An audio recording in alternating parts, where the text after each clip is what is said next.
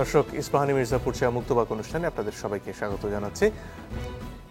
দর্শক, আজ আপনাদের সাথে আছি আমি মনজুর আল মতিন। আজকে দুটো বিষয় নিয়ে কথা বলতে চাই।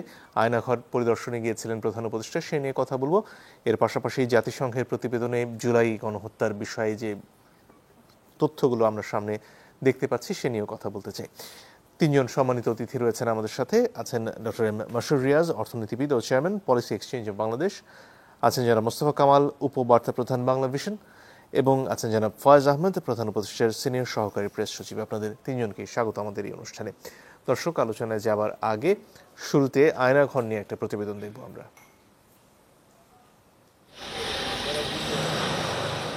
গুম, ভয় আর নির্যাতনের এক ঘুটঘুটে অন্ধকার জগতের প্রতিশব্দ হয়ে ওঠা আয়নাঘর উন্মোচিত হলো অবশেষে। যেখানে নাম জানা অজানা বহু মানুষের আত্মচিৎকার হারিয়ে গেছে অজানায়, তাদেরই কয়েকজনকে সাথে নিয়ে আয়নাঘর খ্যাত টর্চার সেল পরিদর্শন করলেন প্রধান উপদেষ্টা ডক্টর মোহাম্মদ ইউনূস। হুম্মাম কাদের, আমান আজমি, আসিফ মাহমুদ সহ অনেকের কাছ থেকে শুনলেন গুম জীবনের ভয়াল গল্প। রাজধানীর কয়েকটি জায়গায় থাকা আয়নাঘরের সেলগুলোতে মেলে নানা সরঞ্জাম, যেসব দিয়ে ভিন্নমত পোষণকারীদের উপর চালানো হতো ভয়াবহ নির্যাতন। এইসব বন্দিশালা এখন সাক্ষী হয়ে আছে শেখ হাসিনা সরকারের মানবাধিকার লঙ্ঘনের। পরিদর্শন শেষে প্রধান উপদেষ্টা বলেন, পরিস্থিতি ছিল নৃশংস। এর মাধ্যমে আওয়ামী লীগ সরকার আইয়ামে জাহিলিয়াত প্রতিষ্ঠিত করেছিল বলে মন্তব্য করেন তিনি। এই গত সরকার এই আইএমএ জাহেলিয়াতকে প্রতিষ্ঠিত করে গেছে সর্বক্ষেত্রে। এটা তার একটা নমুনা। কাজে আমরা দেশের যে চূড়ান্ত অবনতি, চূড়ান্ত রূপ দেখলাম, সর্বক্ষেত্রে এটা তার একটা প্রতিচ্ছবি। ভুক্তভোগীদের সংখ্যা আমার জানার মতো 1700 প্লাস, 1750 প্লাস এরকম যারা ভুক্তভোগী।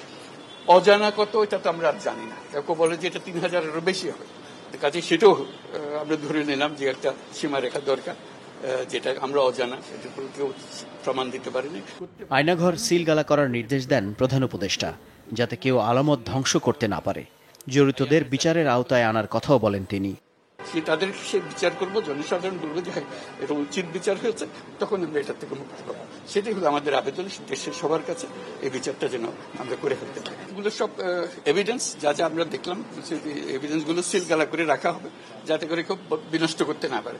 যখন বিচারের কাছে যেহেতু এটা প্রমাণ হিসেবে ব্যবহার করতে পারে, সেই হিসেবে আমরা থাকবো। 5 আগস্ট শেখ হাসিনার পতনের পর আয়নাঘরের অস্তিত্ব নিয়ে হাস্যরস করতেও দেখা গেছে তার অনুসারীদের। কিন্তু এমন আয়নাঘর দেশের অনেক জায়গায় ছড়িয়ে আছে বলে জানান প্রধান উপদেষ্টা। শুরুতেই জনাব ফয়েজ আহমেদ, আপনার কাছে আসতে চাই। এ নিয়ে বিস্তর আলোচনা হয়েছে, বিশেষ করে নেত্র নিউজের একটা প্রতিবেদনের পর আসলে প্রশ্ন ওঠে যে সেখানে যেতে আসলে কোনো তরফ থেকে বাধা দেয়া হচ্ছে কিনা। আজকেও সেখানে দেশি সংবাদ মাধ্যমের উপস্থিতি সেভাবে ছিল না, সরকারি দু একটি ছাড়া, এবং বিদেশীয় দুটো। তার এক ধরনের ব্যাখ্যা আজকে প্রধান উপদেষ্টার প্রেস সচিব দিয়েছেন। এর বাইরে আসলে বড় প্রশ্ন যেটা সামনে এসেছে সেটা হচ্ছে আলামত ধ্বংস করা হয়েছে কিনা। এই বিষয়গুলো নিয়ে আপনার কাছ থেকে শুরুতে শুনতে চাই। আপনাকে ধন্যবাদ। আমার সমালোচক যারা আছেন তাদেরকেও শুভেচ্ছা, সঙ্গে যারা দেখছেন তাদেরকেও শুভেচ্ছা। আজকে আসলে আয়নাঘরের যে ভিজিট, এটা বাংলাদেশের জন্য একটা ঐতিহাসিক ঘটনা। এটা গত 15 বছর ধরে মানুষ এক ধরনের জুলুম নির্যাতনের নানান গল্পের মধ্যে একটা ভয়াবহতম গল্প হচ্ছে গুম। গুমের বিষয়টা কোনো কোনো ক্ষেত্রে হত্যার চেয়েও ভয়াবহ। একটা পরিবার যদি তার একজন স্বজন হত্যাকাণ্ডের শিকার হয়, তিনি এটা নিশ্চিত করে জানেন যে সে স্বজন আর নেই, তার জন্য উনি তার মতো করে দোয়া করতে পারেন। কিন্তু যে মানুষটি গুম হয়ে যায়, তার জন্য সেই সুযোগও থাকে না। কি দোয়া করবেন ঠিক, তাকে ফেরত আসার জন্য বলবেন নাকি তার আত্মার মাগফিরাত কামনা করবেন, এটা খুব কনফিউজিং একটা ব্যাপার তৈরি হয়। একই সঙ্গে উনি অনেকগুলি লিগাল ইস্যুসে উনি ঝামেলায় পড়েন। ধরুন, তার যে গুম হয়েছে তার স্বজনরা তার সম্পদের উত্তরাধিকার বলেন, ব্যাংকের কিছু করতে পারেন না, সন্তানেরা পরিচয় দিতে পারেন না আমার বাবা কি আছে নাকি নেই। এই যে এক ভয়াবহ অবস্থা, এটা প্রতিটি পরিবারের জন্য, যে নিখোঁজ তার জন্য তো বটেই এক ট্রমা, আর পরিবারের জন্য একটা ট্রমা তৈরি করে। সেই কারণেই 5 তারিখের পরে ছাত্র জনতার যে রক্তক্ষয়ী গণ অভ্যুত্থান, এরপরে এই আয়নাঘরের বিষয়টা প্রকাশ্যে আসে। বেশ কয়েকজন গুম হওয়া মানুষ ফেরত আসেন। তখন থেকেই আলোচনা হচ্ছিল এই বিষয়টি নিয়ে কি হবে। তো আপনাকে এখানে একটা জিনিস আমি বলি, সেটা হচ্ছে 5 তারিখের পর থেকে 8 তারিখ পর্যন্ত একটা গ্যাপ ছিল, এখানে কোনো সরকার ছিল না, সেটার একটা পরিস্থিতি। আরেকটা পরিস্থিতি হচ্ছে এইটা নিয়ে কি করা হবে সে বিষয়ে সরকারের যে সিদ্ধান্ত, তারও সরকার ইমিডিয়েটলি একটা গুম সংক্রান্ত কমিশন গঠন করেছে, যে মানুষের কাছ থেকে অভিযোগগুলি পাওয়া, আয়নাঘর সম্পর্কে যে অভিযোগটি শোনা যাচ্ছে সেটির আসলেই কোনো অস্তিত্ব আছে কিনা সেগুলি খুঁজে বের করা। সেই খুঁজে বের করতে গিয়ে আমরা যতদূর জানি, এটা ইতিমধ্যে রিপোর্ট হয়েছে, সংস্কার গুম সংক্রান্ত কমিশন মিডিয়াও এটা বলেছে যে ইমিডিয়েটলি কয়েকটি এজেন্সিতে গিয়ে আয়নাঘরের অস্তিত্ব পাওয়া গেছে, কিন্তু দেখা গেছে যে এই আয়নাঘরগুলিকে পরিবর্তন করে ফেলার এক ধরনের চেষ্টা হয়েছিল। অনেকগুলি ছোট ছোট ঘর, সেগুলিকে 3টি ঘরকে ভেঙে একটি ঘর দেখানোর চেষ্টা হয়েছিল, সেগুলিকে স্টোর হাউস হিসেবে দেখানোর চেষ্টা হয়েছে, নানান ধরনের চেষ্টা হয়েছে। এক জায়গায় তো দেয়াল তুলেও বোধহয় বন্ধ করা হয়েছে। দেয়াল কিছু আমরা এমন একটা জায়গা পেয়েছি যেখানে একটা দেয়াল তুলে দিয়েছে। আমি নিজে প্রশ্ন করেছিলাম, যেহেতু আমি নিজে এই পরিদর্শনের টিমের মধ্যে একজন সদস্য হিসেবে ছিলাম, আমি নিজে একজন কমিশনের একজন সদস্যকে প্রশ্ন করেছিলাম, এই যে দেয়ালটা আপনারা ভাঙলেন, এটা কি মনে করে আপনারা মনে করলেন যে এই দেয়ালটা ভাঙলে কিছু পাওয়া যেতে পারে? তখন ওনারা বলেছে যে আমাদের কাছে এই দেয়ালের রং দেখে মনে হয়েছে রংটা নতুন, অন্য পুরো দেয়ালের রঙের সঙ্গে এই রংটা ঠিক একটু নতুন নতুন মনে হচ্ছিল, তখন আমাদের সন্দেহ হয়েছে। সে জায়গা থেকে আমরা এই দেয়ালটা ভাঙি, ভাঙার পরে সেখানে এক ভয়াবহ বিভৎস, এটা কোন এটা আমরা র্যাব 1-এর অফিসে সম্ভবত এটা পেয়েছি, 1-এর অফিসেই। সেটা মানে কোনো মানুষের পক্ষে, সেখানে আপনি হয়তো জানেন যে মানে কারাগারের যে কন্ডেম সেলের কথা বলা হয়, মৃত্যুদণ্ডপ্রাপ্ত আসামি যে সেলে থাকে, সেই সেলের কারো যদি দেখার অভিজ্ঞতা হয়ে থাকে, বা নাটক সিনেমায় কেউ হয়তো কখনো এটার একটা দৃশ্য দেখেছে, বা কারাগার থেকে যারা বিভিন্ন সময় ফিরেছেন তাদের বর্ণনায় অনেক সময় আমরা কারাগারে তার দুর্বিষহ অভিজ্ঞতার কথা বলতে গিয়ে এই কন্ডেম সেলে রাখার কথা বলেছে। তার মানে আমি কন্ডেম সেল দেখার সুযোগ হয়েছে। আমি আজকে যে সেলগুলি, টর্চার সেলগুলি এখানে দেখলাম, কন্ডেম সেলের চেয়ে ভয়াবহ। আপনি যেই ঘরে থাকছেন সেই ঘরে একজন মানুষ ফ্লোরে শুয়ে থাকার অবস্থা নেই। আপনি ফ্লোরে শুয়ে থাকলে সেখানে তার যে বাথরুমের ব্যবস্থা, একটা ইট তুলে শুধু একটা বক্স করে, একটা ইটের বক্স, সেখানে একটা ট্যাপ, সেই পানি দিয়ে আপনার টয়লেটের ব্যবস্থা, সেই পানি দিয়ে আপনার খাওয়ার ব্যবস্থা। আপনি যদি শুয়ে থাকতে চান সেখানে, আপনার পা চলে যাবে ওই টয়লেটে, এরকম একটা অবস্থা। মানে ওখানে একটা মানুষ সোজা হয়ে দাঁড়াতে পারে না, এরকম অনেকগুলি ঘর আছে, এর মধ্যে মানুষকে রাখা হয়েছে। তো ওই পার্টিকুলারলি ওইখানে সম্ভবত 7টা এরকম সেল আমরা একটা ওই দেয়াল ভাঙা যেখানে, সেখানে পেয়েছি। আপনাকে মানে এখানে বলি, আমরা যখন ওই ঘরটাতে যাই তখন আমাদেরকে আপনার প্রতিবেদনে যেটা দেখা যায়, বড় একটা টর্চ লাইট, আমাদেরকে বলা হচ্ছিল টর্চ লাইটগুলি নিয়ে যান। টর্চ লাইট কেন? যে ভিতরে তো অন্ধকার, আপনি তো কিছু দেখবেন না। এই টর্চ লাইটের আলো দিয়ে দেখতে হয়, এবং একসঙ্গে 3 জন মানুষ পর্যন্ত ওখানে আপনি ঢুকতে পারবেন না, ওই অবস্থাটা নেই। এর মধ্যে 7 জন মানুষকে 7টা টর্চার সেলে রাখা হয়েছে। সেই মানুষগুলি কি হয়েছে, তারা বেঁচে আছে কিনা, তারা কোথায় আছে এখনো জানা যায় না। তো এইটা এখন দেখেন, এই যে দেয়ালটা, আপনি যেটা আলামতের কথা বলছিলেন, এই যে দেয়ালটা ভাঙা বা ছোট ছোট রুমগুলিকে ভেঙে বড় করে দেখানোর একটা চেষ্টা, এটা ওই সময়টুকুতে হয়েছে। এখন সেটা আসলে কতটা আলামত নষ্টের জন্য ইস্যু হয়ে দাঁড়াবে সেটা তদন্ত করে আসলে বোঝা যায়। এখানে সবচেয়ে গুরুত্বপূর্ণ প্রশ্ন বোধহয় এই কাজগুলোর সাথে যারা জড়িত ছিলেন, সেনাবাহিনীর কর্মকর্তা হন বা র্যাবের কর্মকর্তা হন, তাদের চিহ্নিত করার কাজটা কতদূর এগোলো? তারা এই কাজটা, যেই কমিশন কাজ করছে, commission in the meantime তাদের যে প্রতিবেদন, সেই প্রতিবেদনের বলা হচ্ছে প্রথম অংশের প্রথম অংশেরও পুরোটা নয়, প্রথম অংশের প্রথমটুকু জমা দিয়েছে। সেখানে এক বিভৎস বর্ণনায় উঠে এসেছে। সেখানে এই গুমের সঙ্গে সরাসরি কারা জড়িত, কোন কোন লেভেলের মানুষ জড়িত, শেখ হাসিনা নিজে জড়িত এই প্রতিবেদন এসেছে। তার মিলিটারি সেক্রেটারি ছিলেন, তার মিলিটারি অ্যাডভাইজার ছিলেন, এরকম যারা ছিলেন, মেজর জিয়া সে জড়িত, এরকম অনেকজন হাই অফিসিয়ালের কথা এসেছে। ওই প্রতিবেদনে চিহ্নিত করার চেষ্টা করা হচ্ছে, যারা যারা চিহ্নিত, এবং প্রত্যেকের বিষয়ে সরকারের অবস্থান খুবই স্পষ্ট। প্রত্যেকের বিষয়ে যারা এই জঘন্যতম অপরাধের সঙ্গে জড়িত তাদেরকে বিচারের আওতায় নিয়ে আসা হবে। ধন্যবাদ। জনাব মোস্তফা কামাল, আপনার কাছে আসতে চাই এই পর্যায়ে।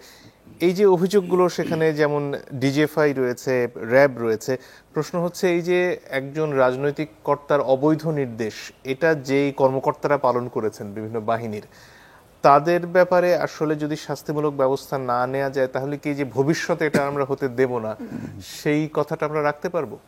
জি, ধন্যবাদ আপনাকে এই প্রশ্নের জন্য। আমার দুজন সহ আলোচককেও ধন্যবাদ।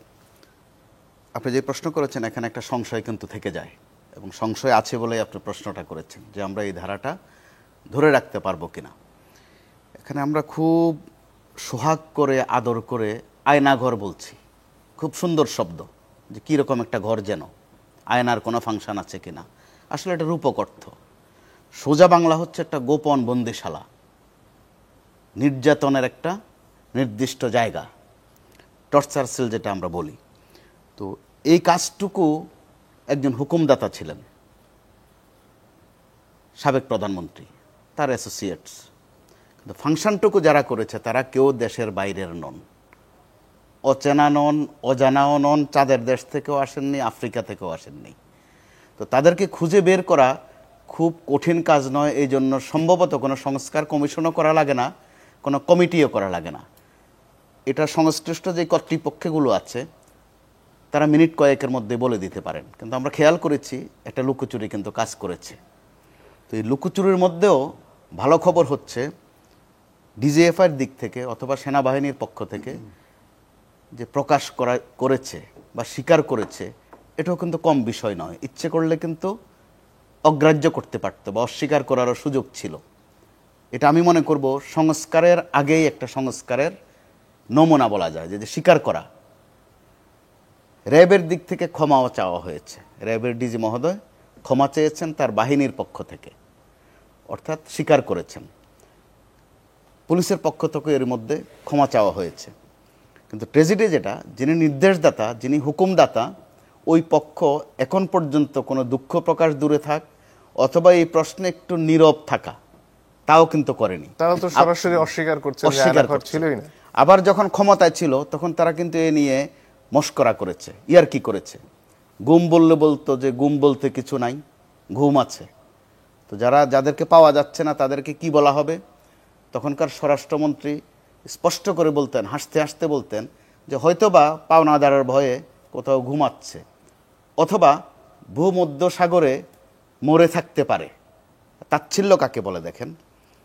এরপরে যদি আপনি গণহত্যা প্রশ্নটা আনেন, গণহত্যার প্রশ্ন আসলে আমাদের চিকিৎসক মহোদয়গণও কিন্তু কম করেননি। আহতদের চিকিৎসা করার জন্য, অর্থাৎ জুলাই আগস্ট বিপ্লবের সময় চিকিৎসা করার দায়িত্ব কিন্তু ডাক্তারদের। আমরা দেখেছি আহতরা যখন হাসপাতাল গেছে, ডাক্তারদের বেশ কয়েকজন বিভিন্ন হাসপাতালে তারা পুলিশকে খবর দিয়ে ধরিয়ে দিয়েছে। অর্থাৎ অমানবিক কাজটুকু এই ডাক্তার সাহেবরা করতেও কম করেননি।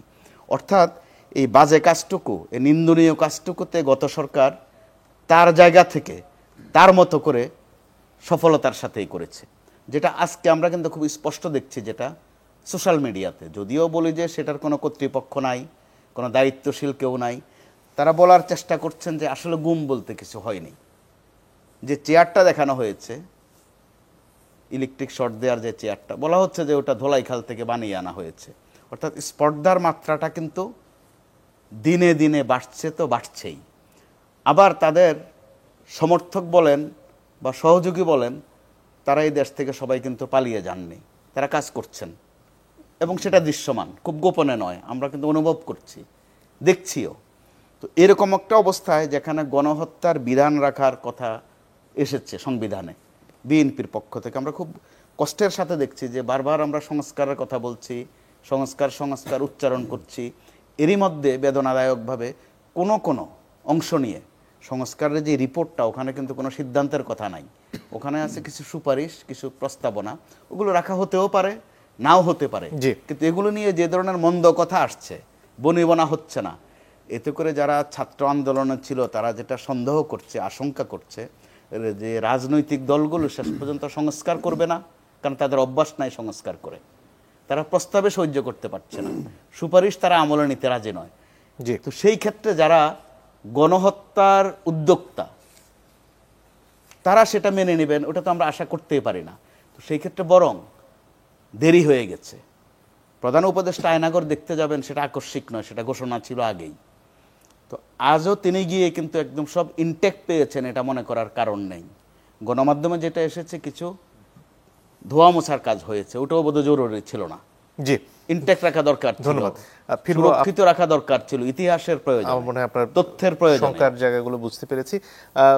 এই পর্যায়ে ডক্টর মাসরুর রিয়াজ আপনার কাছে আসতে চাই। সচরাচর আপনার সাথে অর্থনীতি নিয়ে কথা হয়, কিন্তু এমন একটা বিষয় এটা আসলে প্রত্যেকটা নাগরিককেই স্পর্শ করে। এই যে কথা বন্ধ করার যে সংস্কৃতি, ভয়ের সংস্কৃতি, তার একেবারে আক্ষরিক রূপটা আমরা আজকে দেখলাম, এবং এটা আন্তর্জাতিকভাবেও খুব বড় ধরনের একটা অপরাধ। এটা কি আন্তর্জাতিক পরিমণ্ডলে নিয়ে যাওয়ার জন্য আমরা যথেষ্ট করতে পারছি?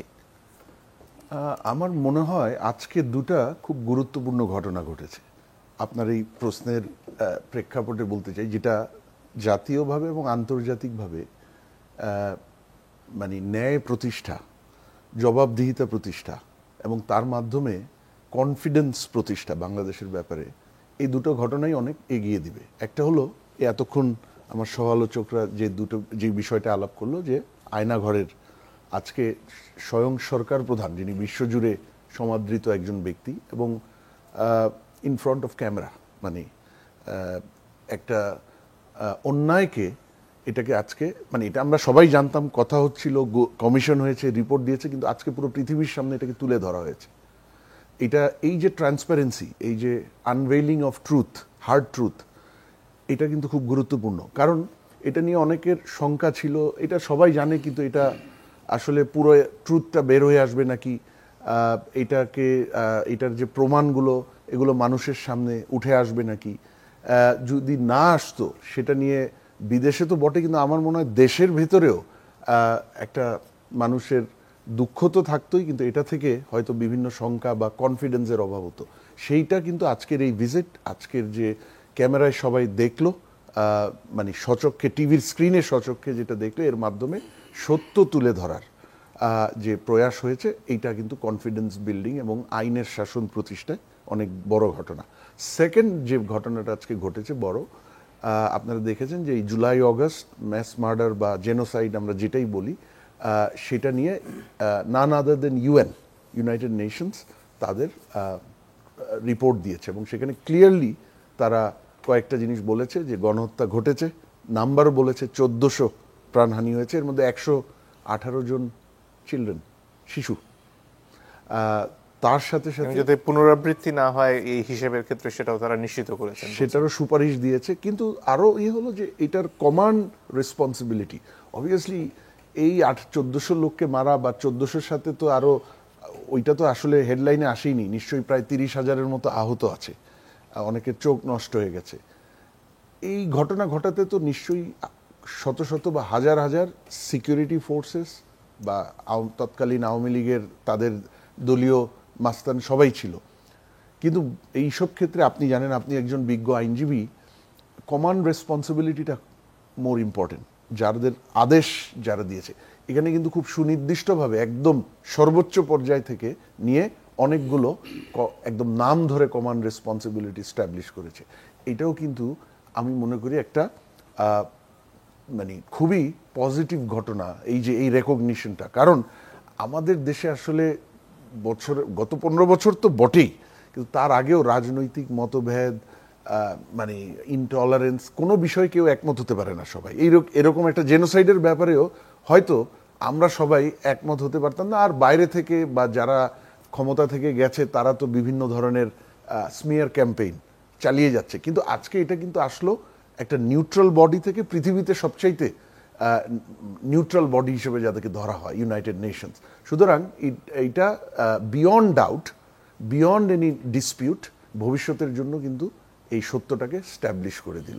সো এই দুইটা জিনিস আমি মনে করি দেশে এবং বিদেশে বাংলাদেশের যে প্রচেষ্টা, আইনের শাসন প্রতিষ্ঠা, অন্যায়কে মানে অ্যাড্রেস করা, তুলে ধরা, জবাবদিহিতার আওতায় আনা এবং ট্রান্সপারেন্সি, এই বিষয়ে কনফিডেন্সটা কিন্তু বাড়বে। নিশ্চয়ই। অনেক ধন্যবাদ। একটা বিরতির সময় হয়ে গেছে, একটু পরে ফিরে আসছি, আশা করি সাথে থাকবেন। দর্শক, আপনারা দেখছেন ইস্পাহানি মির্জাপুর চা মুক্তবাগ। অনুষ্ঠানের আগের অংশে আমরা জাতিসংঘের প্রতিবেদন নিয়ে কথা বলছিলাম, সে নিয়ে একটা রিপোর্ট দেখে আমরা আলোচনায় আসবো।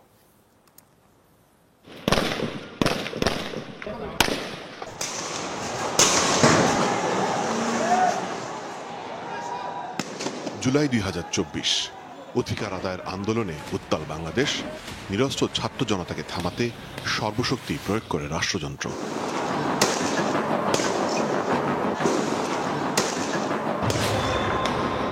রাষ্ট্র ও দলীয় বাহিনী একাকার হয়ে কখনো হেলিকপ্টার, কখনো স্নাইপার কিংবা মরণাস্ত্রের ব্যবহার, সরকার প্রধান ও স্বরাষ্ট্রমন্ত্রীর নির্দেশে দেশ জুড়ে নির্বিচারে চরম মানবাধিকার লঙ্ঘনের ঘটনা ঘটে। যদিও শেখ হাসিনা তার স্বরাষ্ট্রমন্ত্রী সহ সবাই উল্টো বয়ান প্রতিষ্ঠায় নামে শুরু থেকেই অস্বীকার করে আসে গুম খুনের বিষয়টি। তবে হত্যাযজ্ঞ চালিয়েও থামানো যায়নি ছাত্র জনতাকে। এক পর্যায়ে তীব্র প্রতিরোধের মুখে 5 আগস্ট দেশ ও ক্ষমতা ছেড়ে পালাতে বাধ্য হন শেখ হাসিনা। আশ্রয় নেন প্রতিবেশী দেশ ভারতে। অন্তর্বর্তী সরকার ক্ষমতা গ্রহণের পরপরই জুলাই আগস্টের হত্যাযজ্ঞের ঘটনা তদন্তে আহ্বান জানায় জাতিসংঘের মানবাধিকার কমিশনকে। বাংলাদেশে এসে দীর্ঘ অনুসন্ধান চালায় স্বাধীন অনুসন্ধান দলটি, যা জেনেভায় আনুষ্ঠানিকভাবে প্রকাশ করে মানবাধিকার commissioner. Found reasonable grounds to believe that indeed the top echelons of the previous government were aware. দেশের মোট 8টি বড় শহরে অনুসন্ধান চালায় দলটি। কথা বলেছে সাবেক সরকারের উচ্চপদস্থ সিভিল প্রশাসন ও কর্মকর্তা, সামরিক, আধাসামরিক, রাজনৈতিক ব্যক্তি, সাংবাদিক, আইনজীবী, আহত ও নিহতদের পরিবারের সাথে, যেখানে মোট 16টি বিষয়ে তথ্য সংগ্রহ করা হয়। জুলাই আন্দোলনে 1400 জন নিহতের প্রমাণ পায় জাতিসংঘের অনুসন্ধান দল, যাদের মধ্যে 12 থেকে 13% শিশু। বেশিরভাগই নিরাপত্তা বাহিনীর চালানো আগ্নেয়াস্ত্র ও শটগানের লোহার গুলিতে নিহত হন, আর গুরুতর আহত হয়েছেন 11,700 মানুষের বেশি। পুলিশ সহ অন্যান্য নিরাপত্তা বাহিনী শিশুদের লক্ষ্যবস্তু বানিয়ে টার্গেট কিলিং, ইচ্ছাকৃতভাবে পঙ্গু করা, নির্বিচারের গ্রেপ্তার ও আটক, অমানসিক নির্যাতন এবং বল প্রয়োগ করে। আর এই সবকিছুই ঘটেছে তৎকালীন প্রধানমন্ত্রী শেখ হাসিনা ও স্বরাষ্ট্রমন্ত্রী সহ আওয়ামী লীগ নেতাদের সজ্ঞানে, সমন্বয় ও নির্দেশে। শেখ হাসিনা ও আসাদুজ্জামান কামাল দুজনই নিয়মিত বিভিন্ন উৎস থেকে মাঠ পর্যায়ের এসব প্রতিবেদন পেতেন। অতিরিক্ত বল প্রয়োগ নিয়ে উদ্বেগ জানিয়ে 21 জুলাই এবং আগস্টের শুরুতে সাবেক প্রধানমন্ত্রীর কাছে সুনির্দিষ্ট প্রতিবেদনও জমা দেওয়া হয়েছিল, তবে তাতে কর্ণপাত করেননি শেখ হাসিনা। সংবাদ সম্মেলনে ভারতে আশ্রয় নেওয়া শেখ হাসিনার বিচার প্রক্রিয়া নিয়ে প্রশ্ন করা হলে মানবাধিকার কমিশনের আঞ্চলিক প্রধান বলেন, সুষ্ঠু বিচার নিশ্চিতে এগিয়ে আসতে হবে সব রাষ্ট্রকেই। Issue of extradition is really a bilateral process, but we hope that states will cooperate and support each other towards this goal of accountability. জাতিসংঘের অনুসন্ধান দলটি জবাবদিহিতা, ন্যায় বিচার, পুলিশ ও নিরাপত্তা, নাগরিক, রাজনীতি ও অর্থনীতি সহ অর্ধশত সুপারিশ দিয়েছে, যেখানে সব বিচার বহির্ভূত হত্যা, গুমের তদন্ত, সুবিচার নিশ্চিতে যাবতীয় তথ্য প্রমাণ সংগ্রহ, মানবাধিকার লঙ্ঘনে অভিযুক্তদের বহিষ্কার সহ পুলিশকে নিরপেক্ষ, দক্ষ, স্বচ্ছ ও জবাবদিহিতা নিশ্চিতের সুপারিশ করা হয়। পুলিশের বিষয়ে তদন্ত কমিটিকে স্বাধীন ও নিরপেক্ষ করার সুপারিশ করেছে জাতিসংঘ। একই সাথে র্যাবের বিলুপ্তি সহ বিজেপি ও গোয়েন্দা সংস্থাগুলোর ক্ষমতা লাগাম টেনে ধরা এবং আনসার বিজিবিকে নিজস্ব বাহিনীর সদস্য দিয়ে গড়ে তোলার সুপারিশ করা হয়। পাশাপাশি নাগরিকের ব্যক্তিগত স্বাধীনতা নিশ্চিতে এনটিএমসিকে বিলুপ্তির সুপারিশ করা হয়। ঋণের মাধ্যমে লুটপাট করা অর্থ সম্পদ জব্দ করাও সুপারিশ করে অনুসন্ধান দল। একই সাথে শ্রমিকের অধিকার ও নিরাপত্তা নিশ্চিত করতে বলা হয়েছে। কোন রাজনৈতিক দল নিষিদ্ধের পক্ষে নয় জাতিসংঘের অনুসন্ধান দল। অবাধ ও সত্যিকারের নির্বাচন অনুষ্ঠানে ভোটের আগে সব দলের সমান সুযোগ নিশ্চিত করা ও নির্বাচনী সংস্থাগুলোকে রাজনৈতিক প্রভাবমুক্ত করার সুপারিশ করা হয়েছে। জনাব ফয়েজ আহমেদ, আপনার কাছে ফিরে আসতে চাই। স্বাভাবিকভাবেই এটি খুব বড় ধরনের একটা স্বীকৃতি জাতিসংঘের তরফ থেকে এই জুলাইয়ের গণহত্যায়, বিশেষ করে শেখ হাসিনা এবং তার সাথে যে রাজনৈতিক নেতৃত্ব তাদের যে দায় সেটি উঠে আসা। আরেকটি বিষয় এখানে বলা হচ্ছে, সেটা হলো এই বিষয়গুলো নিয়ে আন্তর্জাতিক আদালতেও, অপরাধ আদালতে আমরা যেতে পারি, সেই সুযোগ এখানে রয়েছে আরো তদন্ত সাপেক্ষে। সেদিকে কি আমরা হাঁটছি? দেখুন, প্রথম কথা হচ্ছে যে এই প্রতিবেদনটা তো আসলে এটা একটা ঐতিহাসিক প্রতিবেদন। এটা শুধু মানে এখনকার জন্য নয়, এটা বছরের পর বছর এটার কার্যকারিতা থাকবে। এই প্রতিবেদনের সবচেয়ে গুরুত্বপূর্ণ দিকটা আমি যদি বলি, যে এই প্রতিবেদন প্রকাশের মধ্য দিয়ে শেখ হাসিনা এই দেশের মানুষের মনে কিন্তু সে খুনি হিসেবে চিহ্নিত। এখন সে ইউএন সার্টিফাইড খুনি। কারণ এই প্রতিবেদনটা যেটা, সেখানে বলা হয়েছে যে আন্দোলন দমনের জন্য শেখ হাসিনা তার সিনিয়র অফিসিয়ালদেরকে নিয়ে মিটিং করেছে। সেই মিটিংয়ে সে নির্দেশ দিয়েছে, যারা গন্ডগোল করছে তাদেরকে হত্যা করো, হত্যা করে লাশ সরিয়ে ফেলো। পরিষ্কার, এটা ইউএনের ফাইন্ডিংস। তার পরিষ্কার নির্দেশনায় একটা হচ্ছে, তো আমরা বলি হুকুমের ব্যাপার, এখানে সরাসরি সে হত্যার সঙ্গে ইনভলভ। আসলে সে তার ফোর্স দিয়ে, তার পলিটিক্যাল ফোর্স, তার যে পুলিশ ফোর্স যাদেরকে ছিল সবাইকে এটাতে লেলিয়ে দিয়েছিল। এটা একটা যেমন বিষয়। এই প্রতিবেদনেই এসেছে পুলিশ, শেখ হাসিনার এমপিরা কিভাবে তার দলীয় নেতাকর্মীদের হাতে অস্ত্র তুলে দিয়েছিল, প্রতিবেদনে আছে অনেকগুলি বিষয়। এখানে এই প্রতিবেদনের একটা বিষয় কি, এখানে এমন কোনো নতুন কোনো বিষয় নাই যেটা দেশের মানুষ ওই অর্থে জানে না, সবই জানা বিষয় একরকম, কিন্তু এইটা একটি ঐতিহাসিক গুরুত্ব বহন করে, এটার একটি আইনি গুরুত্ব বহন করে, এটা একটা দালিলিক গুরুত্ব বহন করে। এর ফলে এখন আন্তর্জাতিক পরিমণ্ডলে কোথাও যদি তারা কোনো লবিস্ট নিয়োগ করতে যায় তাদের পক্ষে, এই প্রতিবেদন সেই লবিস্ট ফার্মকে অন্তত একবার হলেও চিন্তিত করে তুলবে যে যাকে ইউএন সার্টিফাই করছে খুনি হিসেবে তার পক্ষে আমি কীভাবে দাঁড়াবো। তো এখন আপনি যেটা বলছেন আন্তর্জাতিক আদালত, সুযোগ আছে, কিন্তু এখানে সবচেয়ে বড় চ্যালেঞ্জ যেটা, আপনি আমার চেয়ে এই বিষয়ে অনেক ভালো জানেন, সেটা হচ্ছে শেখ হাসিনা যেহেতু এখানে নেই, আন্তর্জাতিক আদালতে বিচারের একটা বড় বিষয় হচ্ছে তার উপস্থিতি একটা বড় ঘটনা। এখন সেখানে শেখ হাসিনা উপস্থিত নেই দেশে, তাকে নিয়ে আসা যাচ্ছে না, এই জায়গায় যেই প্রক্রিয়ায় বিচারের কথা বলা হচ্ছে সেই প্রক্রিয়ার মধ্যে একটা ইতিবাচক দিক হচ্ছে, আপনারা সবাই জানেন যে আমাদের বিচারিক প্রক্রিয়াটা কিন্তু শুরু হয়ে গেছে।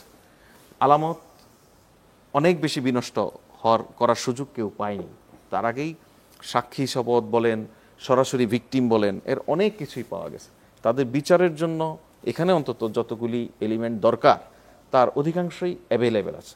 সুতরাং আমাদেরকে যদি এমন একটা পরিস্থিতির মধ্যে পড়তে হতো যে এই ঘটনার 10 বছর পরে বিচার শুরু হতে যাচ্ছে, এর মধ্যে অনেক কিছু আলামত নষ্ট হয়ে গেছে, সেটা একটা অন্য বাস্তবতা তৈরি করত। আর সরকারের দিক থেকে যদি বলি, সরকার আন্তর্জাতিক অপরাধ ট্রাইব্যুনালে এর মানবতা বিরোধী যে অপরাধ করেছে শেখ হাসিনা এবং তার যারা নির্দেশে হত্যাযজ্ঞে লিপ্ত হয়েছিল তাদের, সেই আদালতটা কিন্তু এর আগেও হাসিনার আমলে এক ধরনের বিচার করেছে, কিন্তু যেই বিচার দেশে এবং আন্তর্জাতিক পরিমণ্ডলে জুডিশিয়াল কিলিং হিসেবে আখ্যায়িত হয়েছে পরে, ওই বিচারটা বিতর্কিত হয়েছে।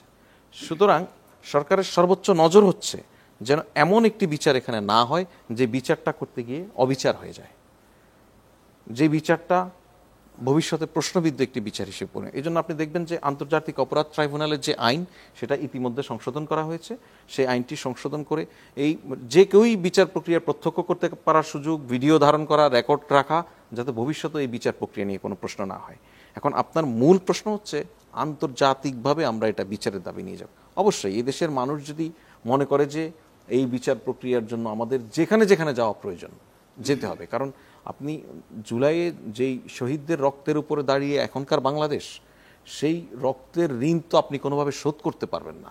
একটাই আপনার কাছে উপলক্ষ, সেটা হচ্ছে যারা খুনি তাদের বিচারটা নিশ্চিত করা। এখানে শেখ হাসিনার বিচারের সবচেয়ে বড় অন্তরায় তো ভারত তাকে আশ্রয় দিয়ে তারা রেখেছে, মাঝে মাঝে বক্তৃতাও করতে দিচ্ছে, এবং ভারতের তরফ থেকে জুলাই নিয়ে একটা সম্পূর্ণ ভিন্ন ন্যারেটিভও আমরা শুনতে পাচ্ছি।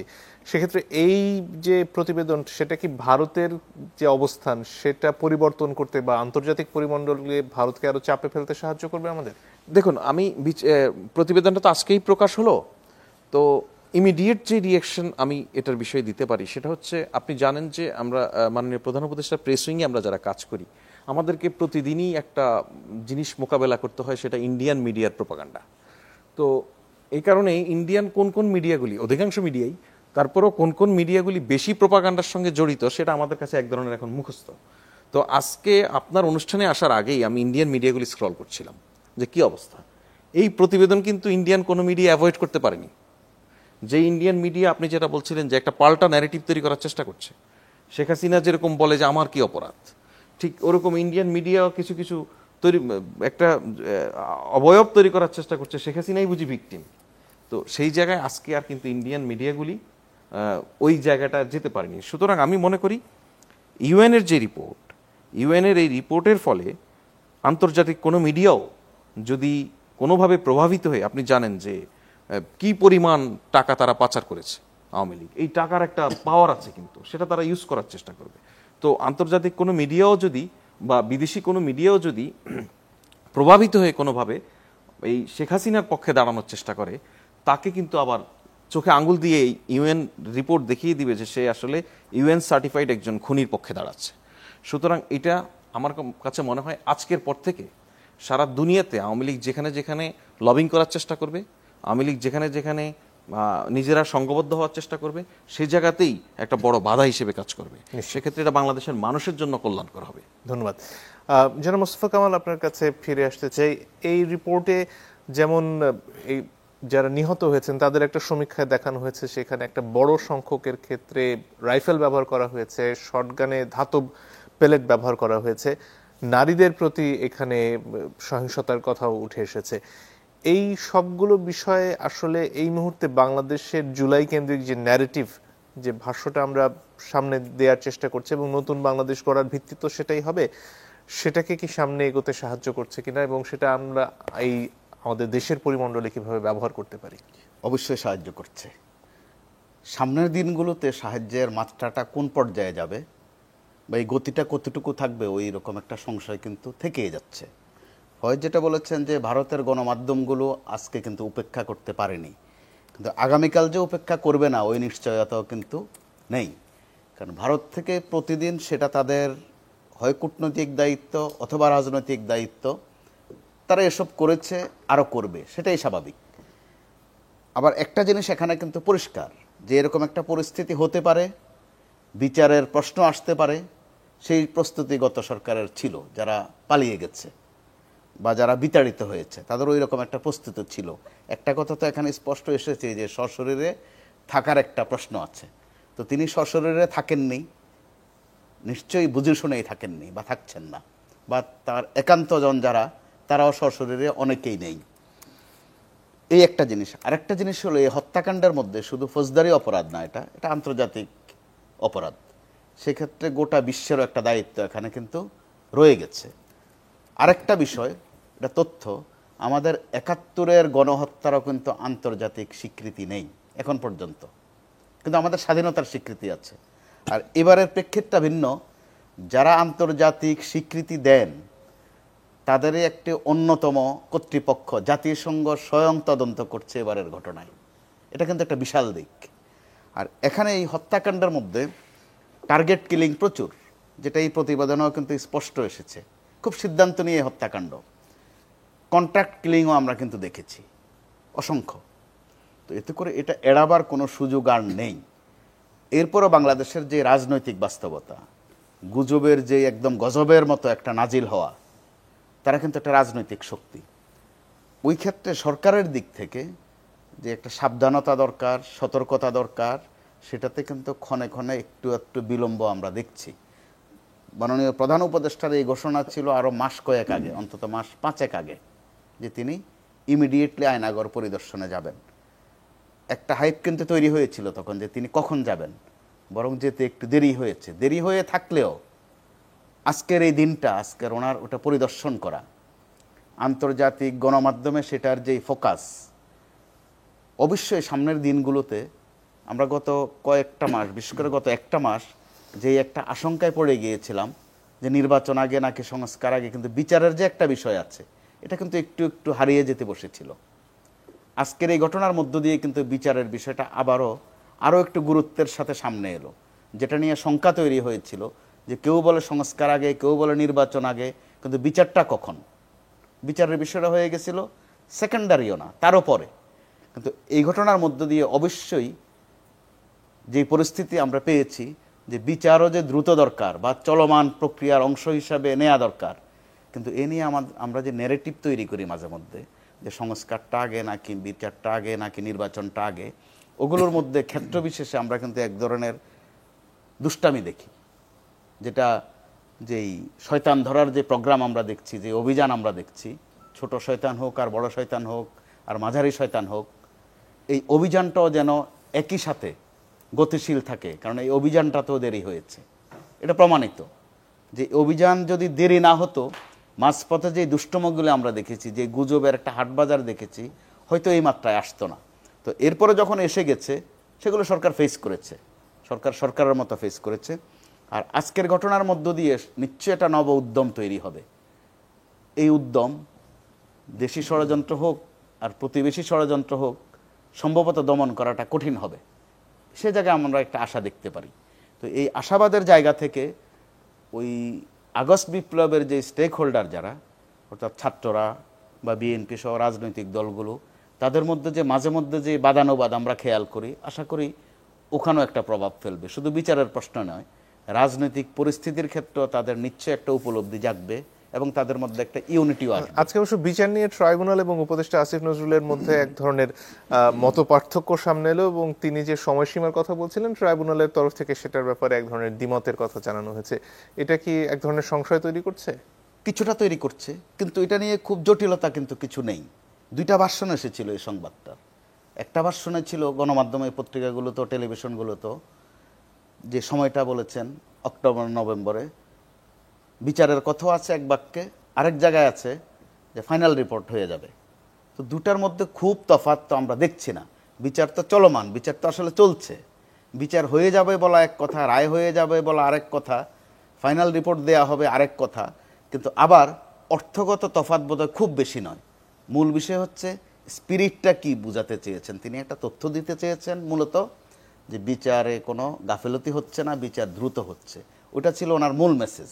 কিন্তু আমরা যখন তথ্যটা এমনভাবে উপস্থাপন করা হয়েছে, অথবা বাস্তবতা যেটা, আপনি যেটাই বলবেন ওটার মধ্যে একটা খুঁত ধরা, দুটার মধ্যে একটা সংঘর্ষ তৈরি করা, বাদানুবাদ তৈরি করা, এটা কারো না কারোর জন্য কিন্তু সুবিধা হয়। তো ওই সুবিধাও যেন কেউ না পায়, ওই জায়গাতেও সতর্ক থাকার প্রশ্ন আছে। যেমন উপদেষ্টাদের আছে, আন্দোলনের স্টেক হোল্ডার যারা ছিলেন তাদেরও আছে, গণমাধ্যমের তো অবশ্যই আছে, বরং গণমাধ্যমের আরেকটু বেশি আছে। কারণ আমরা এরই মধ্যে নানান কারণে সমালোচিত হয়েছি, নিন্দিত হয়েছি। আমাদের জায়গা থেকেও বোধহয় সতর্কতা একটু বেশি দরকার আছে। জি, ধন্যবাদ। ডক্টর রিয়াজ, আপনার কাছে ফিরে আসি। এই প্রসঙ্গে যদি কিছু যোগ করার থাকে করতে পারেন। একটু অর্থনীতির প্রসঙ্গেও আসতে চাই। রমজান মাস আসছে, ভোজ্য তেল নিয়ে কিছু আশঙ্কার কথা সব সময়ই শোনা যাচ্ছে এবং আজকে বাণিজ্য উপদেষ্টা বলছিলেন যে এটা আসলে বড় কোম্পানিগুলোকে দোষ দিয়ে লাভ নেই, খোলা তেলের দামও বেড়েছে সম্প্রতি। এই যে পরিস্থিতি, সেখানে আসলে এই যে সিন্ডিকেট ভাঙা যে কথাগুলো আমরা শুনছিলাম 6 মাসে, সেই ব্যাপারে কি আমরা এগোতে পারলাম? এই জায়গাটা একটু আরো আসলে অনেক কিছু কাজ করার আছে। এগোতে কিছু পেরেছি, পুরোটা পারিনি। এগোতে কোথায় পেরেছি দেখেন, এই সিন্ডিকেটটা তো was a subset of overall bad economic governance. গত 10-15 বছর, যদি নাও ধরি 10 থেকে 12 বছর, বিশেষ করে 14-15 সাল থেকে নিয়ে, সেই ইকোনমিক গভর্নেন্সে যেখানে ব্যক্তি স্বার্থ বা স্পেসিফিক গোষ্ঠী স্বার্থকে সবসময় তাদের বেনিফিটকে প্রায়োরিটাইজ করা হয়েছে over economy, over people's welfare, over sectors growth, সেইটারই ধারাবাহিকতায় এই সিন্ডিকেট ভয়াবহ রূপ ধারণ করেছে। সিন্ডিকেট কিন্তু আগেও ছিল, 90-এর দশকেও ছিল, 2000 দশকেও ছিল। বিশেষ করে কমোডিটিজের ক্ষেত্রে আমাদের মনে, আপনারা নিশ্চয়ই মনে আছে, খাতুনগঞ্জ 8টা 10টা বা 12টা ইম্পর্টেন্ট কমোডিটিজের, এটা বোধহয় গত 10 বছরে এসেনশিয়ালি 3-4টাতে নেমে এসেছিল, মানে আরো কনসলিডেটেড, এবং এটা ডিরেক্টলি পলিটিক্যালি ফেভার্ড। আগের যে ওই মানে অলিগোপলি বলি আমরা, যে অল্প কিছু লোক পুরোটা মার্কেট কন্ট্রোল করে, অ্যাটলিস্ট খুব বেশি পলিটিক্যালি কানেক্টেড ছিল না এর আগে, 2009-এর আগের কথা বলছি, কিন্তু সিন্ডিকেট ছিল। কিন্তু এটা পলিটিক্যালি কানেক্টেড হয়ে গেল 2009-এর পরে এবং এটা ভয়াবহ রূপ ধারণ করলো। তো সেইখান থেকে যে অগ্রগতিটা হয়েছে সেটা সার্বিকভাবেই 5ই অগস্টের পরে interim government made it very clear, rules based decision making, transparent, এবং কোনো গোষ্ঠী স্বার্থের বেনিফিটের জন্য কোনো পলিসি ডিসিশন হবে না, এই ব্যাপারে ক্লিয়ার স্ট্যান্ড নিয়েছে। এটা হচ্ছে যেই জায়গাটায় আসলে অনেক কাজ করার আছে, খুব বেশি হয়নি। এই সিন্ডিকেটের একটা এক্সটেনশন আছে সাপ্লাই চেইনের বিভিন্ন লেয়ারে লেয়ার। কারণ আপনি জানেন, রিটেল আলটিমেট যে দোকানে এসে যখন বিক্রি হয়, তার আগে অ্যাভারেজে যে কোনো পণ্য যেগুলো বাংলাদেশে প্রডিউস, 4 থেকে 5টা ফেজ ঘুরে আসে। প্রডিউসার, হোলসেলার, আর ডিস্ট্রিবিউটর, রিজনাল ডিস্ট্রিবিউটর, তারপর রিটেইলার, রাইট? এখন প্রশ্ন হলো, এই সাপ্লাই চেইনের মধ্যে যে ম্যানিপুলেশন হয় বা ইনএফিসিয়েন্সি আছে, এইটা একেবারেই দূর হয়নি। এইটা যেটা চেষ্টা করেছে, চেষ্টাটা আসলে একটু ভুলভাবে হয়েছে। কি করেছে আমরা দেখেছি যে বিভিন্ন জায়গায় বাজারে যাওয়া হয়েছে। তো বাজার তো রিটেল লাস্ট পয়েন্ট, 18 লক্ষ দোকান আছে ধরা হয় বাংলাদেশে। এটা কি সম্ভব সরকারি কোনো সংস্থার পক্ষে এই 18 লক্ষ দোকানের ইভেন 1/10 দোকানেও আপনি প্রপার কন্টিনিউয়াস মনিটরিং করা সম্ভব না, নাম্বার 1। নাম্বার 2, এই রিটেইলে আস্তে আস্তে তো আরো 4-5টা লেয়ার পার হয়ে আসতেছে, ওইখানে তো প্রবলেম হয়ে যাচ্ছে। তাহলে আমি শুধু খোলা বাজার, কাঁচা বাজার, রিটেল পয়েন্টে গিয়ে আমি এটার মনিটরিং এবং এনফোর্সমেন্ট করতে পারবো না। তো এই যে market monitoring, market intelligence system, systematic enforcement, এই জায়গাটা অত্যন্ত দুর্বল রয়ে গেছে। এখানে অনেক বেশি কিছু করার আছে। এটা যদি ঠিক না হয় তাহলে কিন্তু আপনি সাপ্লাই বাড়িয়েও লাভ হবে না, বা সিন্ডিকেট হলো না, মজুদদারি হলো না। মনে করেন যে সাপ্লাই আসছে, কিন্তু ও বিভিন্ন লেয়ারে ম্যানিপুলেশনের জন্য আলটিমেট জায়গায় আসতে আসতে, মানে ভোক্তার কাছে আসতে আসতে দামটা অস্বাভাবিক বেড়ে যাবে। তাহলে এই মাঝের যে অন্তর্বর্তী পর্যায়গুলো, সেগুলোতে হাত দেওয়ার রাস্তাটা কি? সেইটাই এগুলোর খুব, মানে এগুলো খুব কঠিন কিছু না, মানে এফোর্ট দিতে হবে। এগুলোর খুব সিস্টেমেটিক মেথডস আছে, পৃথিবীর বিভিন্ন দেশে এটা ব্যবহৃত হয়। আপনার সাপ্লাই চেইন ম্যাপিং থাকতে হবে, কমোডিটি ওয়াইজ বা প্রোডাক্ট ওয়াইজ। সেকেন্ড, সেই ম্যাপিংয়ের ভিত্তিতে আপনাকে মার্কেট ইন্টেলিজেন্স সিস্টেম ডেভেলপ করতে হবে, এবং সেটা এগেইন খুব কঠিন কিছু না। এগুলোর বিভিন্ন টুলস আছে পৃথিবী জুড়ে, মানে এগুলো কিভাবে মনিটর করা হয়, এবং সেটার রেগুলার মনিটরিং লাগবে, এবং কোথায় ইন্টারভেন করতে হবে এটা জানা থাকতে হবে। সেই ক্যাপাসিটিটা কিন্তু আমাদের সরকারি এজেন্সিগুলোর নাই, সেই সক্ষমতাটা বা সেই টেকনিক্যাল নলেজটা, এইটা ডেভেলপ করতে হবে। আরেকটা, আপনি জানেন একটা খুব ইম্পর্টেন্ট প্রতিষ্ঠান আছে, কম্পিটিশন কমিশন। এইটা আসলে নামে মাত্রই আছে, এটা তার আসলে খুব বেশি কাজ বা এফোর্টও দেখছি না। আরেক দিকে ওদের আসলে খুব বেশি কিছু করার মতো সক্ষমতাও নাই, কারণ ওই যে টেকনিক্যাল নলেজ, টুলস, সেই প্রাতিষ্ঠানিক যে সক্ষমতা, সেটা কখনোই তাদেরকে আসলে তুলে ধরা নেই। সুতরাং এই কম্পিটিশন কমিশনকে আমাদেরকে তৈরি করতে হবে, মানে তার সক্ষমতাটা, প্রাতিষ্ঠানিক সক্ষমতা, এবং তাকে স্বাধীনতা দিতে হবে কাজের জন্য। আর আরেকটা হলো যে, যেটা কিছুটা আসলে আইন শৃঙ্খলার সাথেও জড়িত, এই সিন্ডিকেটের একটা বড় অংশ কিন্তু আগের সরকারের লোকজন ছিল, মানে তাদের মানে দলীয় মদতপুষ্ট লোক। এদের কেউ কেউ হয়তো পাবলিকলি পলিটিক্স করতো, এই জন্য এখন পালিয়ে গেছে বা অ্যাটলিস্ট জায়গা মতো নেই, কিন্তু অনেকে কিন্তু পাবলিকলি পলিটিক্স করতো না, ফেভার্ড ছিল, তারা কিন্তু রয়ে গেছে এখনো। তো সুবিধাভোগী সেই থ্রেটগুলোও কিন্তু আইডেন্টিফাই করতে হবে। এখানে এই প্রসঙ্গেই আসে, কদিন আগে ডক্টর মনসুর এই বিষয়ে কথা বলছিলেন যে বাংলাদেশের যেভাবে আসলে অর্থনৈতিক ক্ষেত্রে অপরাধ হয়েছে সেটা পৃথিবীতে বোধহয় আর কোথাও হয়নি। এই যে রাস্তায় মানুষকে গুলি করে হত্যার বিচারের তো প্রক্রিয়া চলছে, কিন্তু অর্থনৈতিক অপরাধগুলোর ব্যাপারে কি আমরা আদৌ প্রস্তুত? আইন কানুন নিয়ে বা এটাকে যারা প্রয়োগ করবেন সেরকম কোনো সংস্থাও কি আমরা গড়ে তুলতে পেরেছি? খুব বেশ জোরালো সংস্থা গড়ে তুলতে পারিনি, এটা আমাদের হিস্টোরিক্যাল ফেইলিওর। মানে গত দশকের পর দশক ধরে এই জায়গাগুলো আমরা নজর দিইনি। আর গত 15 বছর তো রাষ্ট্রীয়ভাবেই এগুলোকে অকেজ করে রাখা হয়েছিল, বা এগুলোর স্বাধীনতা, ইন্ডিপেন্ডেন্সটাকে নিয়ে নেওয়া হয়েছিল, রাইট? তো এখন আপনি ডক্টর মনসুরের কথা বললেন, ওনার নেতৃত্বে যে ভালো কাজটা হচ্ছে এই জায়গায়, যে অর্থনৈতিক অপরাধের ক্ষেত্রে দুটা জায়গায় ভালো উদ্যোগ দেখা যাচ্ছে। একটা হলো যে ব্যাংকগুলোকে বা ফাইন্যান্সিয়াল ইনস্টিটিউশনসগুলোকে অ্যাবিউজিভ শেয়ার হোল্ডার বা অলিগার্কিক শেয়ার হোল্ডার বা কন্ট্রোলিং শেয়ার হোল্ডার তাদের থেকে মুক্ত করেছে। এটা একটা ভালো, সেখানে যারা এস আলম থেকে নিয়ে অন্যান্য শিকদার যারা এগুলোকে দখল করে লুটপাট করছিল তাদের কবল থেকে মুক্ত করেছে। এটা একটা ভালো জিনিস, কিন্তু এটা যা সাহসী সিদ্ধান্তের প্রয়োজন ছিল, নিয়েছে বাংলাদেশ ব্যাংক। এখন সেকেন্ড পার্টটা জটিল, সেটা হলো এই যে চুরি হয়ে গেছে, টাকা পাচার হয়ে গেছে, স্টোলেন অ্যাসেট রিকাভারি, বিশেষ করে ইন্টারন্যাশনাল আমরা যেটাকে বলি ইলিসিট ফাইন্যান্সিয়াল ফ্লো, যেটা আন্তর্জাতিকভাবে চলে গেছে, মানে অবৈধ ক্যাপিটাল ট্রান্সফার, এইটার রিকাভারির দিকে বেশ জোর দিচ্ছে। এইটা ভালো দিক, কিন্তু এইটা আসলে এইটা রিকাভার করা নর্মালি যে কোনো দেশের জন্য অত্যন্ত জটিল, সময় সাপেক্ষ, হাইলি টেকনিক্যাল। সেইটাকে অ্যাড্রেস করার মতো বা হ্যান্ডেল করার মতো খুব বেশি সক্ষমতা আমাদের দেশে নেই। ইভেন মালয়েশিয়ার মতো দেশ, যারা আমাদের চেয়ে অনেক এগিয়ে আছে, আপনারা জানেন, ওর যে 1MDB স্ক্যান্ডাল, এবং ওই নাজিব রাজাক প্রাইম মিনিস্টার ছিল এবং তার পরিবার এবং বন্ধু বান্ধব বা তার সহকর্মীরা বিলিয়নস অফ ডলার পাচার করেছিল, প্রায় আমার ধারণা প্রায় 10 বছর হয়ে গেছে, বোধহয় 10 বা 12 বছর ধরে। এটা 1/3 ফেরত আসেনি, কারণ অত্যন্ত জটিল। সেই জায়গাটায় আমাদের সক্ষমতা বাড়াতে হবে। জি, শেষের দিকে চলে এসেছে, জনাব ফয়েজ আহমেদ যদি আর কিছু যোগ করার থাকে। না, সেটা হচ্ছে না ভাই, মার্কেট প্রাইস নিয়ে যেটা বলছিল এটা আসলে খুবই ভ্যালিড, যে আপনার গত 10-15 বছরে আপনি যদি খেয়াল করেন যে আমাদের একটা রাষ্ট্রীয় প্রতিষ্ঠান আছে টিসিবি। এই টিসিবিকে এখন আমরা সরকারের যারা দায়িত্বশীল আছেন, বাণিজ্য মন্ত্রণালয় বা অন্যান্য যারা এই জিনিসগুলো ডিল করছেন, টিসিবিকে যদি ফাংশনাল করা যায়, সেখানে হাত দিতে গিয়ে দেখে যে এই প্রতিষ্ঠানটাকে এমনভাবে ধ্বংস করা হয়েছে যেটাকে ফাংশনাল করতে কয়েক বছর লাগবে, নিয়োগ প্রক্রিয়া শুরু করে। এর অর্থনৈতিক সক্ষমতা আছে, কিন্তু আপনি যদি সরকার আজকে সিদ্ধান্ত নেয় আমার বাজারে যে প্রোডাক্টটা নিয়ে ঝামেলা হচ্ছে, যেটার কারণে বাজার অস্থিতিশীল হয়ে যাচ্ছে, সেটা সরকার যে দামে কিনবে সে দামে বিক্রিও করবে, এই যে করার জন্য যে মাঝখানের যে প্রসেসটা, এই প্রসেসটাতে টিসিবিকে হইতে হবে। সেই টিসিবির ধ্বংস হয়ে গেছে। এই ধ্বংসটা করা হয়েছে বেসিক্যালি ওই সমস্ত অলিগার্ড যাদের কথা বলছিলেন ভাই, ধরেন এস আলম, সে টোটালি পালিয়ে গেছে। এই এস আলমের হাতে কিন্তু আমার এই কমোডিটির জায়গাটা অন্তত প্রায় 25-30% ছিল। সেটাকে এখন ব্যালেন্স করতে হচ্ছে।